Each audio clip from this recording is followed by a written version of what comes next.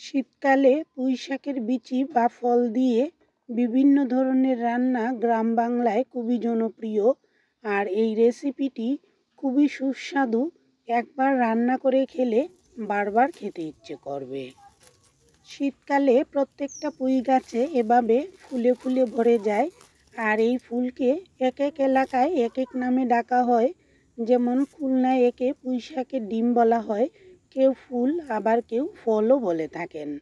এই সময় প্রচুর পরিমাণে গাছে গাছে এই ফল বা বিচি হয়। আর এই বিচি বিভিন্নভাবে রান্না করে খাওয়া যায়। কচি অবস্থায়ও খেতে ভালো লাগে, আবার একটু পেকে গেলেও একটু শক্ত শক্ত হয়ে যায়, তখনও খেতে ভালো লাগে। এই রান্নার জন্য এক মুঠো মসুর ডাল আধা ঘন্টা আগে জলে ভিজিয়ে রেখেছিলাম, ভালো করে ধুয়ে জল ঝরিয়ে এবার নিয়ে নিয়েছি। আর সেই সাথে রয়েছে অল্প কিছু বাটা মশলা। হাতে মাখা এই রেসিপিটি খুবই স্বাদের একটি রান্না আর অল্প সময়েই তৈরি হয়ে যায়। বড় একটি পাত্রে ভেজানো ডাল দিয়ে দিয়েছি, আর একই সাথে ধনেপাতা কুচি, জিরা, ধনিয়া, সামান্য একটু আদা বাটা, গরম মশলা বাটা এবং শুকনো মরিচ বাটা দিয়ে দিলাম। আর একই সাথে দিয়ে দিচ্ছি পরিমাণ মতো লবণ, হলুদ, অল্প একটু চিনিও দিয়ে দিচ্ছি।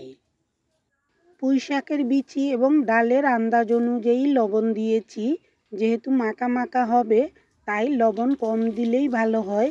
এবার সামান্য পরিমাণে তেল দিয়ে ভালো করে ডালের সাথে সবগুলো উপকরণ মাখিয়ে নিচ্ছি। এই রান্নাটা খুবই হেলদি, আবার খেতে ভীষণ সুস্বাদু।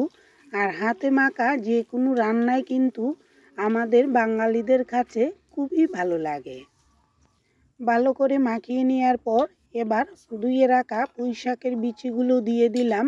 এবার অন্য উপকরণের সাথে বিচিগুলো হাত দিয়ে ভালো করে মাখিয়ে নেব।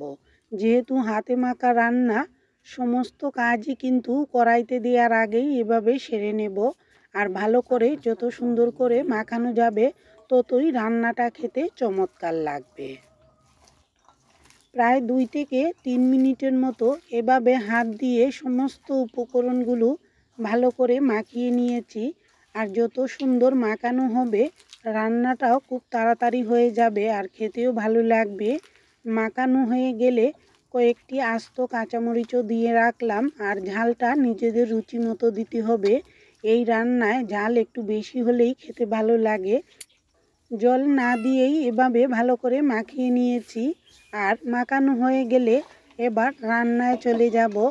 চুলায় একটা কড়াই বসিয়ে নিয়েছি, আর কড়াইতে কোনো ধরনের তেল বা জল না দিয়ে এবার মাখানো উপকরণগুলো কড়াইতে দিয়ে দিচ্ছি।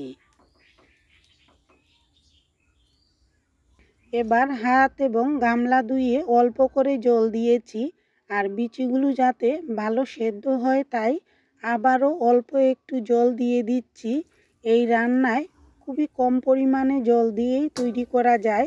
যত কম জল দিয়ে রান্না হয় ততই খেতে ভালো লাগে। এবার ঢাকনা দিয়ে আটকে দিলাম।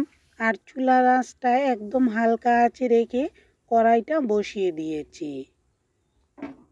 এরকম হালকা আঁচে পুরো রান্নাটাই কিন্তু করব।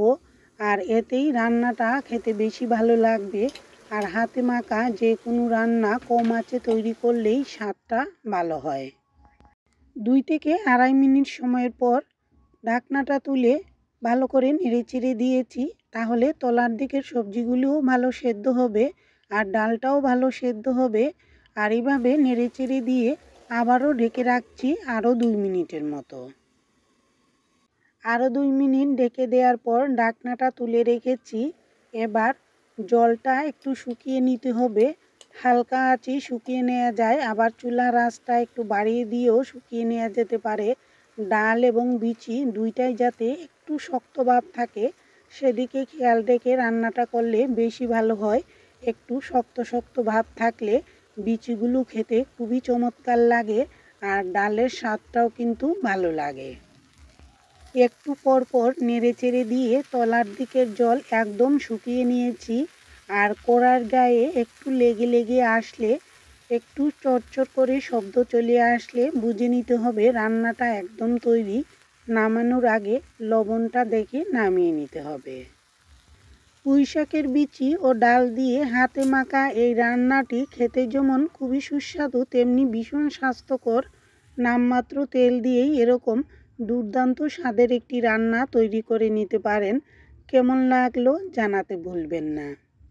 রেসিপিটি দেখার জন্য সবাইকে অসংখ্য ধন্যবাদ।